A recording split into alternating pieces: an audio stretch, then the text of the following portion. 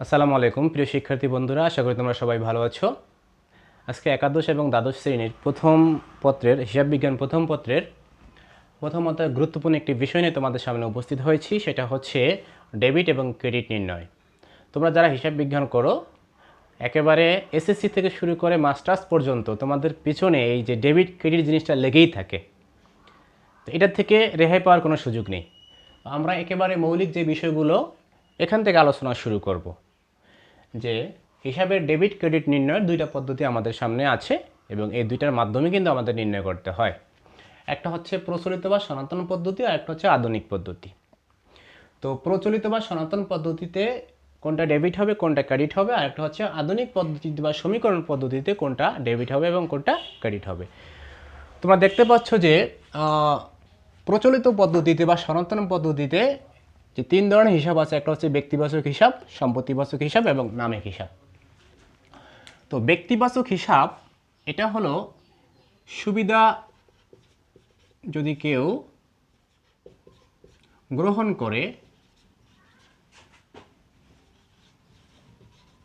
তখন সে হয়ে যাব ডেবিট, আমরা সংক্ষেপে ডিআর লিখলাম। হ্যাঁ, আর যদি সুবিধা কেউ প্রদান করে সে হয়ে যাব ক্রেডিট। মানে করিম রহিম থেকে এত টাকা নিল, কে নিল? রহিম নিল। তো রহিম ডেবিট, করিম কি হয়ে যাবে? ক্রেডিট হয়ে যাবে। এরপর হচ্ছে সম্পত্তিবাচক হিসাব। সম্পত্তি যদি আসে, মানে পণ্য তুমি ক্রয় করেছো, সম্পত্তি বেড়েছে, তাই নয় কি? যদি সম্পত্তি আসে তাহলে এটা হবে ডেবিট, আর যদি সম্পত্তি চলে যায় এটা হবে ক্রেডিট। যখন তুমি পণ্য ক্রয় করো সম্পত্তি আসে, তার মানে সেটা হবে ডেবিট। যখন তুমি পণ্য বিক্রয় করো সম্পত্তি চলে গেল, সেটা হবে কি? ক্রেডিট। আর এই জন্য ক্রয় হিসাব ডেবিট হয়, বিক্রয় হিসাব কি? ক্রেডিট হয়। নামিক হিসাব মানে হচ্ছে আয় ব্যয় সংক্রান্ত সকল হিসাবকে বলা হয় নামিক হিসাব। তো যত ধরনের ব্যয় হবে, খেয়াল করো, ব্যয় বা ক্ষতি, সেটা হবে ডেবিট। যত ধরনের আয় হবে সেটা হবে কি? ক্রেডিট।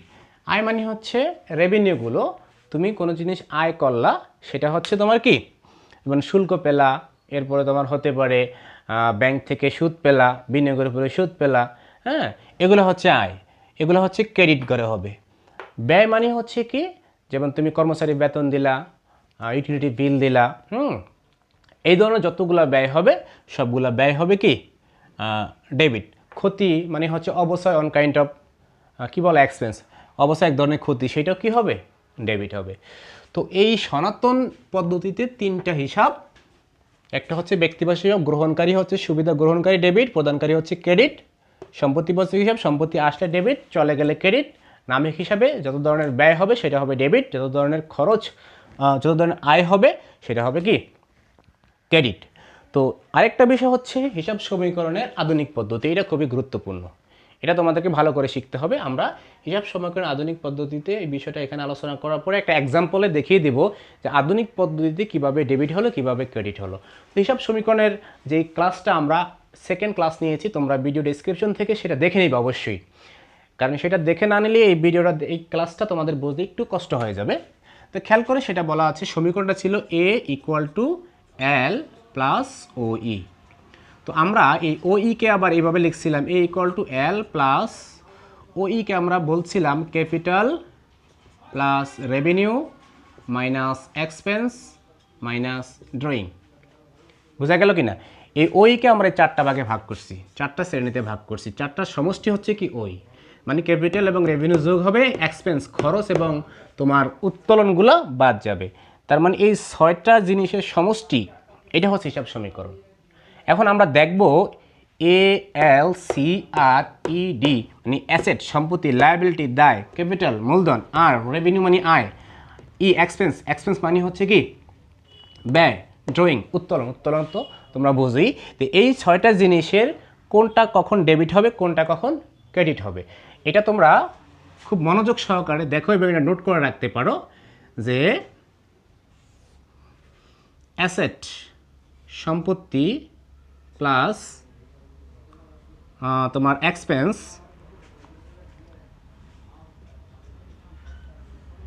প্লাস ড্রয়িং উত্তোলন, এই তিনটা জিনিস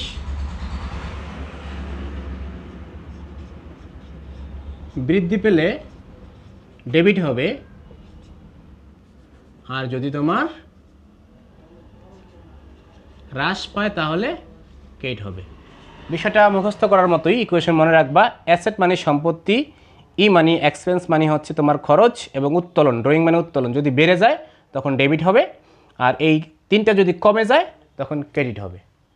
বাকি যে তিনটা থাকে, লায়াবিলিটি মানে হচ্ছে তোমার দায়, রেভিনিউ মানে হচ্ছে আয়, আর একটা হচ্ছে ক্যাপিটাল মূলধন। এই তিনটা জিনিস, লায়াবিলিটি মানে দায়, রেভিনিউ মানে আয়, ক্যাপিটাল মানে মূলধন, এই তিনটা জিনিস একটু বিপরীত। যদি হ্রাস পায় তাহলে ডেবিট, যদি বৃদ্ধি পায় তাহলে ক্রেডিট। প্রিয় শিক্ষার্থী বন্ধুরা, আমি আবার বলছি, এটা খুবই মনোযোগ সহকারে দেখতে হবে তোমাদেরকে এবং মনে রাখতে হবে।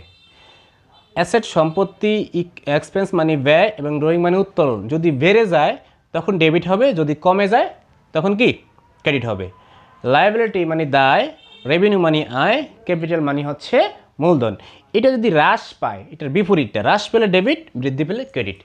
আমরা এখন একটা এক্সাম্পলের মাধ্যমে দেখাবো যে এই যে হিসাব সমীকরণের প্রভাবটা কিভাবে হয়, ডেবিট কিভাবে নির্ণয় করতে হয়, ক্রেডিট কিভাবে নির্ণয় করতে হয়, কিসের মাধ্যমে, এই হিসাব সমীকরণের মাধ্যমে। তোমরা অবশ্যই আমার সাথে ততক্ষণ পর্যন্ত থাকবা।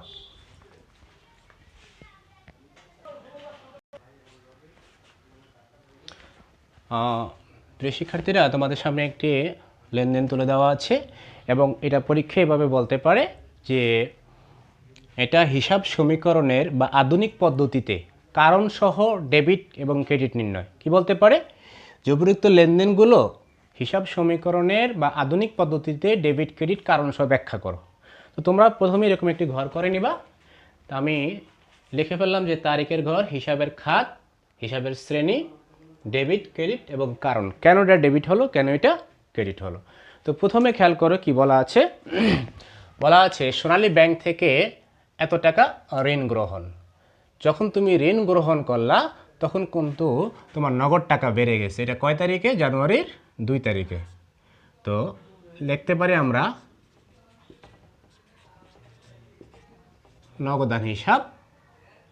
আর হচ্ছে যখন তুমি ঋণ গ্রহণ করেছো অর্থাৎ তোমার দায় বেড়ে গেছে, এটা হচ্ছে ব্যাংক ঋণ, এটা এক ধরনের দায়। তো হিসাব শ্রেণী, নগদ তোমার কি সম্পত্তি, নগদ টাকা তোমার কি সম্পত্তি, ব্যাংক ঋণ এটা কি, এটা হচ্ছে তোমার দায়। তাহলে নগদান হবে ডেবিট আর ব্যাংক ঋণ হবে কি ক্রেডিট। যদি কারণ তুমি বলো এটা কেন ডেবিট হলো, এই যে কারণটা এখানে লেখা আছে। অ্যাসেট, নগদান এক ধরনের সম্পদ, সম্পদ কি পেয়েছে? বৃদ্ধি পেয়েছে, এই জন্য এটা ডেবিট হলো, সম্পদটার জন্য ডেবিট হলো। ব্যাংক ঋণ এটা এক ধরনের দায়, লায়াবিলিটি, লায়াবিলিটি বাড়ছে না, ব্যাংক থেকে তুমি যখন ঋণ গ্রহণ করছো লায়াবিলিটি বেড়ে গেছে, তার মানে লায়াবিলিটি বৃদ্ধি পেলে ক্রেডিট হয়ে যাবে। তার মানে কারণটা আমরা লিখতে পারি নগদের ক্ষেত্রে এ বৃদ্ধি পেয়েছে, সম্পত্তি বৃদ্ধি পেয়েছে এ সম্পত্তি বৃদ্ধি পেয়েছে, এই জন্য এটা হচ্ছে ডেবিট। ব্যাংক ঋণ এটা এক ধরনের দায়, দায় কি পেয়েছে? বৃদ্ধি পেয়েছে, এই জন্য এটা হয়ে গেল কি ক্রেডিট। আমরা এখানে লিখতে পারি এল বৃদ্ধি। আশা করি কারণটা তোমরা বুঝতে পেরেছো।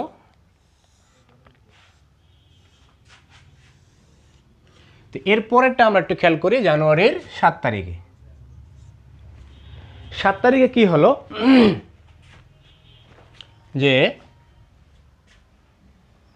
এটাকে একটু ব্যাখ্যা, এখানে নগদ হবে না, এটা হবে ব্যাংক নামে সরাসরি, এটা ব্যাংক হিসাব হবে। কি হবে? ব্যাংক হিসাব হবে। ব্যাংক হিসাব হবে এক ধরনের অ্যাসেট, ব্যাংক হিসাব এক ধরনের অ্যাসেট, অ্যাসেট মানে সম্পত্তি। তাহলে ব্যাংক হিসাব আমরা নগদ না লিখে সরাসরি ব্যাংক হিসাবই লিখবো। ধারে পণ্য বিক্রয় করেছো, যখন তুমি ধারে পণ্য বিক্রয় করেছো তখন তোমার কি হলো? বিক্রয় অলরেডি ক্রেডিট হবে, কারণ বিক্রয় এক ধরনের আয়। আর ধারে যখন পণ্য বিক্রয় করেছো তখন তোমার দেনাদার সৃষ্টি হলো। কি সৃষ্টি হলো? দেনাদার সৃষ্টি হলো, মানে তুমি তার থেকে পাবা। এখন আমরা এখানে লিখবো দেনাদার হিসাব। এটাকে আমরা অনেক সময় প্রাপ্য বলতে পারি, প্রাপ্য হিসাব। কারণ তুমি যখন পণ্য ধারে বিক্রি করছো তার থেকে তুমি টাকা পাবা, অর্থাৎ সে তোমার দেনাদার। তাহলে দেনাদার কি? দেনাদার সম্পদ। দেনাদার হচ্ছে সম্পদ। তাহলে সম্পদ হিসাব ডেবিট হবে, কারণ দেনাদার বৃদ্ধি পেলে কি হয়? ডেবিট হয়। এখানে আমরা লিখব দেনাদার মানে হচ্ছে অ্যাসেট, এ বৃদ্ধি পেয়েছে। আশা করি বিষয়টা বুঝতে পেরেছো। তাহলে যখন তুমি ধারে পণ্য বিক্রয় করেছো তাহলে বিক্রয় হবে তোমার ক্রেডিট।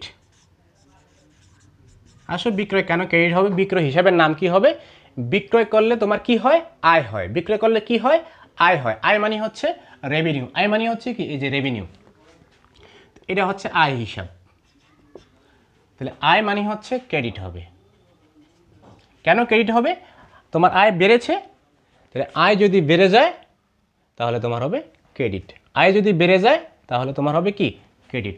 এখানে আমরা লিখব আর, মানে রেভিনিউ বৃদ্ধি।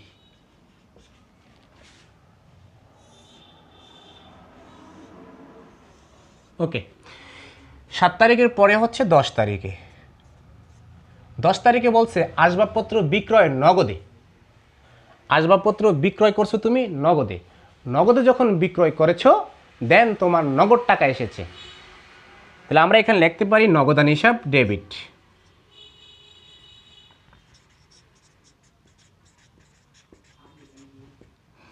আর যেহেতু বিক্রয় করেছো, বিক্রয় হিসাব ক্রেডিট। দেখো, নগদান হিসাব ডেবিট, এটা এক ধরনের তোমার সম্পদ, নগদ সম্পদ। এ অ্যাসেটের মধ্যে, মানে সম্পদের মধ্যে একটা হচ্ছে নগদ। নগদ যখন বৃদ্ধি পায়, মানে নগদ টাকা তোমার বৃদ্ধি পেয়েছে, আসবাবপত্র বিক্রি করার কারণে নগদ টাকা বৃদ্ধি পেয়েছে, এটা হবে ডেবিট। ওকে, কেন বৃদ্ধি পেয়েছে? এ বৃদ্ধি পেয়েছে, কারণে লিখবে তুমি এ বৃদ্ধি। বিক্রয় ঠিক আগের হিসাবটা, বিক্রয় এক ধরনের আয়, আয় হিসাব। আয় যদি বেড়ে যায়, এই যে রেভিনিউ মানে আয়, আয় যদি বেড়ে যায় তাহলে ক্রেডিট। এটা লিখবো আমরা আয় বৃদ্ধি।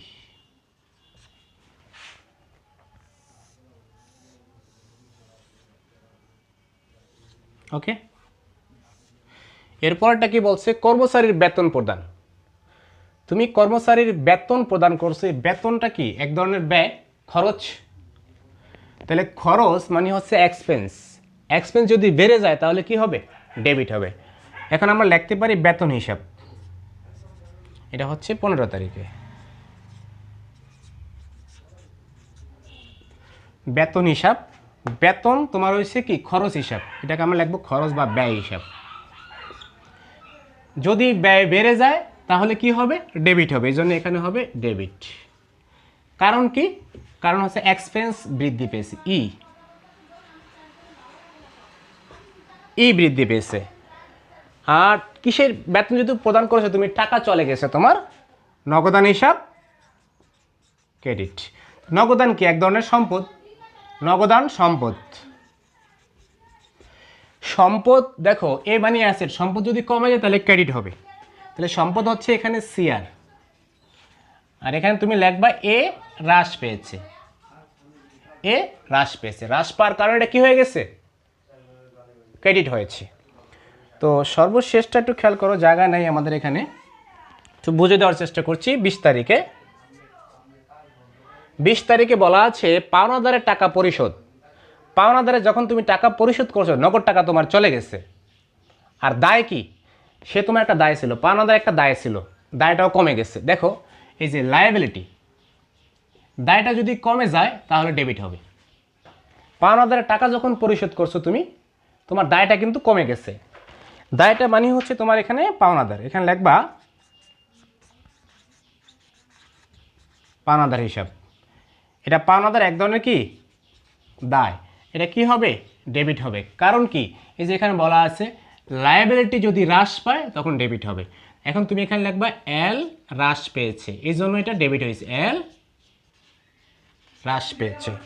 ৫,০০০ টাকা পরিশোধ করছে কিসের মাধ্যমে? নগদে পরিশোধ করেছো।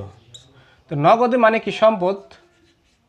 সম্পদ হচ্ছে, যেহেতু সম্পদ তোমার অ্যাসেট কমে গেছে, কমে গেলে ক্রেডিট হবে, তাহলে এখানে সিআর, কারণ লিখবা এ হ্রাস পেয়েছে। তো প্রিয় শিক্ষার্থীরা, এই হলো তোমাদের আজকের বিষয়। এটা খুবই গুরুত্বপূর্ণ, যদিও তোমাদের কাছে প্রথমে একটু কঠিন মনে হচ্ছে, তোমরা অঙ্ক করতে করতে তোমাদের কাছে দেখবা খুবই ইজি হয়ে গেছে, তখন এই ইকুয়েশনটা এরকম মুখস্থ রাখতে হবে না বা পাশে এরকম লিখে রাখতে হবে না, তখন তোমরা অটোমেটিক বুঝে ফেলবা কোনটা ডেবিট কোনটা ক্রেডিট। তবে তোমাদেরকে বারবার বলছি প্র্যাকটিস করতে হবে। তো আজকে ক্লাসটা আর দীর্ঘ করব না, আশা করি তোমরা ডেবিট ক্রেডিট নির্ণয়ের যে হিসাব সমীকরণের বিষয়টা বুঝতে পেরেছো। আমার চ্যানেলটি তোমরা অবশ্যই নতুন হলে সাবস্ক্রাইব করবা, তোমার বন্ধুদের মাঝে শেয়ার করে ছড়িয়ে দাও। আজকের মতো এখানে শেষ করছি, সবাই ভালো থেকো, আল্লাহ হাফেজ।